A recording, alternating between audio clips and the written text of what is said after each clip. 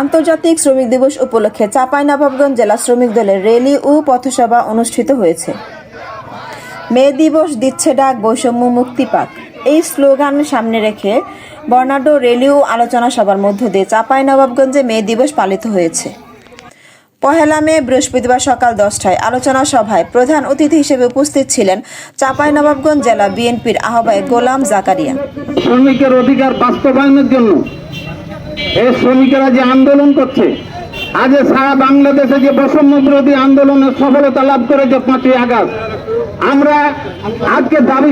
জেলা বিএনপির সিনিয়র আহ্বায়ক রফিকুল ইসলাম টিপু, বিশেষ অতিথি উপস্থিত ছিলেন পৌর বিএনপির সভাপতি কৃষিবিদ কামরুল আরেফিন বুলু, সদর থানা বিএনপির আহ্বায়ক আমিনুল ইসলাম, এছাড়াও জেলা বিএনপির সদস্য উবায়েত পাঠান, জাতীয়তাবাদী শ্রমিক দল চাঁপাইনবাবগঞ্জের হাবিবুর রহমান লিটন, জিয়াউর রহমান প্রমুখ।